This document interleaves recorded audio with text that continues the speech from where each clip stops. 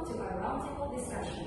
Today, we'll talk about how international financial institutions, or IFIs, help countries like ours. Let's meet our guest, the World Bank Rep. Good evening, everyone. I am Christy Swan. I am representative of World Bank. I can give you money for projects that fight poverty like roads, hospitals, and schools. Next is the IMF representative.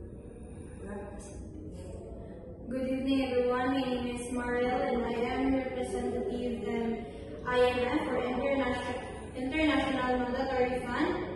If your economy is in trouble, I can give you emergency loan and advice to keep your finances stable. Next is Asian Development Bank. So, good evening, everyone. I am Jason Maybargo, your representative of Asian Development Bank, or ADB. Today, I stand before you not just as a representative of Asia, but as a voice for millions of young minds whose dreams hang in the balance. So, thank you, Representative. So now, mutana ko dyan sa inyong karon, audience. Like sa World Bank na sa imong like, if mangutang sila, ako ba yun? I'll give you fund to rebuild schools and hospitals. International Monetary Fund, or IMF, unsay naka-different sa tabang sa World Bank kung sa inyong pagtabang sa mga. Actually, there was a big difference sa MUA o sa ilaha. Ang World Bank is provide sila sa mga schools and hospital and mga loans in MUA, which is sa MUA is kurang making short ay kurang kami ang inyong emergency fund na if inyong economy is na sa mga problema, pwede rin yung like makatag kung may sa inyo. Then sa ADB, like, kasi bumatong sa live country para maka-appeal sila sa inyong mga tabang. So in that, we can have the exchange program. Let's open doors for Asian youth to study abroad and return with skills to uplift their communities.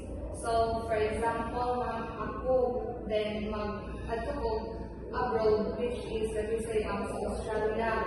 And then at kanang like while kapuan ko go work at the same time kanang naga-school ko. So in that case, maka-help sila sa ato in a way na ma-uplift pagitaw ang ato ang skills, dili ra pag knowledge, but at the same time ang ato ang kanang skills nga mabalaan ni balik ato dali is daghan kag na-learn sa ilang mga new or mga bago nga gikan dito sa ila sa abroad. Kay sa ila is pwede maging ka mag-multitask na ikuan siya nga pwede ka dito mag-work and at the same time naga-schooling po ka. Unsay plano niyo para tabangan ang mga kabataan sa Asia na maka-eskwela? So ADB can give a scholarship programs. We must expand need-based scholarship, especially in rural and underserved areas. Education should never be a privilege, but it must be a right. So ang ADB is maka-provide me of digital access, just like laptops or tablets or internet access, especially like atong same atong we-discuss at anumang kaganihang mga areas gani or places na lisod na kayo sila mag-aadto sa school tungkol sa nakalayuan o sa ilang case na layo din kayo siya nga hindi na makakuha ng ma-access sa mga gadgets o mga ano. So muna sa parang tayo na mga matagod niyo laptops or cell phones.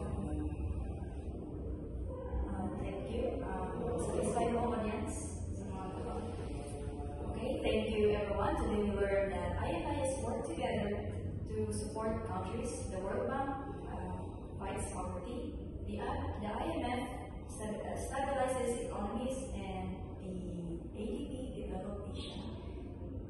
All of these efforts aim to improve lives of people, just like our citizens here. Together, IFIs play a big role in global growth and development. Thank you for listening.